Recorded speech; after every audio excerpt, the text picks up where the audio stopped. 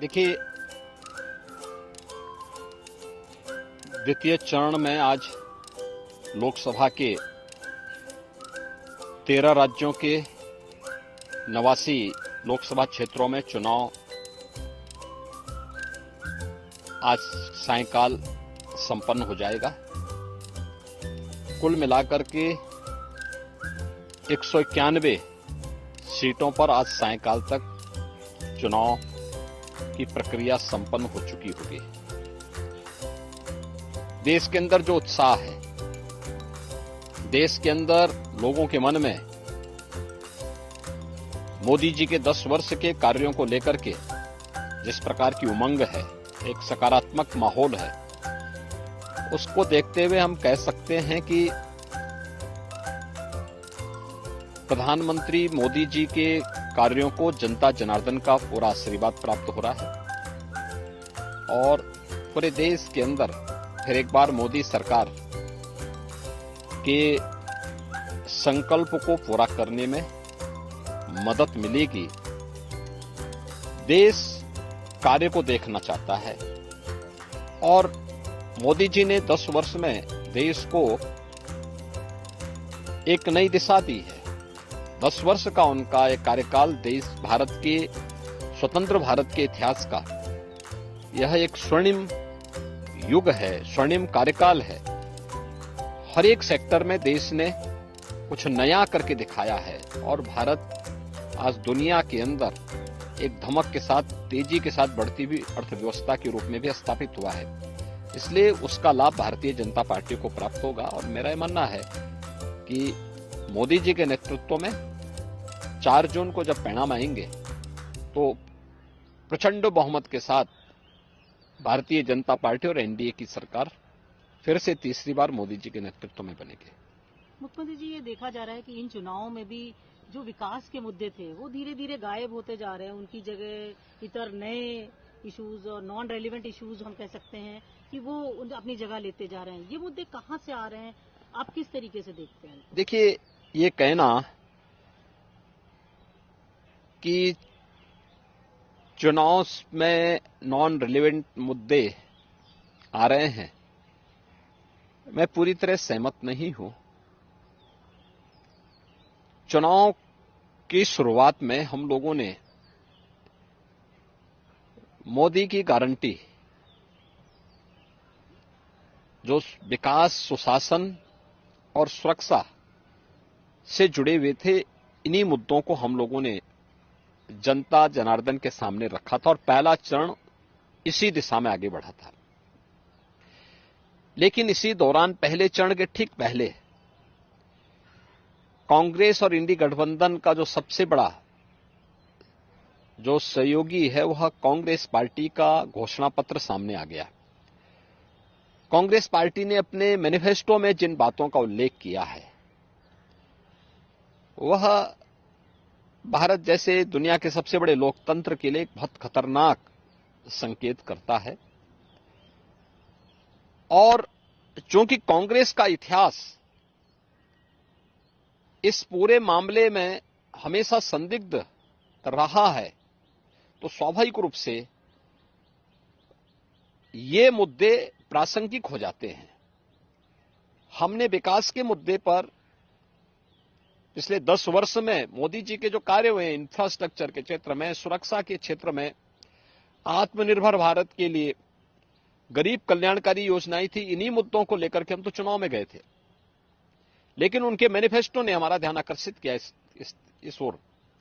और आपने देखा होगा कांग्रेस के एक सलाहकार के रूप में सैम पित्रोदा, उनका वक्तव्य सबने पढ़ा।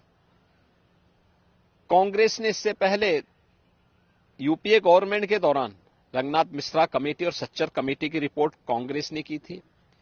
कर्नाटक में कांग्रेस नेतृत्व की सरकार है और कर्नाटक की कांग्रेस नेतृत्व की सरकार ने जिस तरीके से पिछड़े वर्ग के आरक्षण के लाभ में जबरदस्ती मुस्लिमों को घुसेड़ करके और उनके अधिकार में बंदरबांट करने और उसमें लूट करने की शुरुआत प्रारंभ की है, ये सभी संदेह पैदा करता है। एक दूसरा, जो विरासत टैक्स की बात कांग्रेस कर रही है, यह भी एक खतरनाक इशारा है। गरीबी, एक झटके में गरीबी हटाएंगे, इसके लिए वे हर संपत्ति का सर्वे करवाएंगे, एक्सरे कराएंगे। इस प्रकार का वक्तव्य कांग्रेस दे रही है। कांग्रेस का मैनिफेस्टो इस बात का उल्लेख कर रहा है और फिर उसके माध्यम से हर एक संपत्ति को ये लोग अपने कब्जे में लेकर के, यानी दोनों चीजें, एक तरफ